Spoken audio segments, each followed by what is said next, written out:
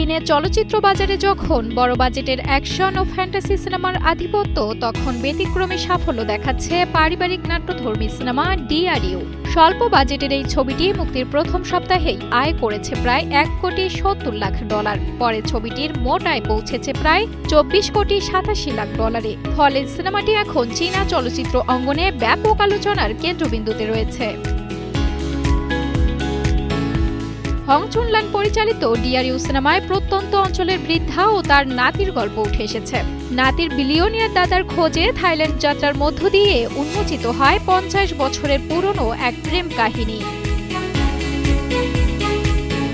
একমাত্র smart city Bashundhara, আধুনিকতায় এক ধাপ এগিয়ে। গল্পের আরেকটি বড় আকর্ষণ প্রবাসী চীনাদের ঐতিহ্যবাহী চিঠি আদান প্রদানের ইতিহাস। প্রযুক্তি নির্ভর যুগে হারিয়ে যেতে বসা সেই যোগাযোগ ব্যবস্থাকে ঘিরে তৈরি হয় রহস্য ও স্মৃতিময়তা।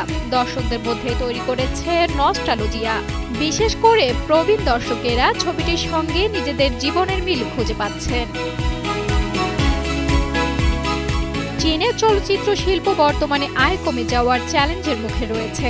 এমন পরিস্থিতিতে ডিআরইউ প্রমাণ করেছে শক্তিশালী গল্প ও বিশ্বাসযোগ্য চরিত্র থাকলে স্বল্প বাজেটের চলচ্চিত্র বক্স অফিসে বড় সাফল্য অর্জন করতে পারে।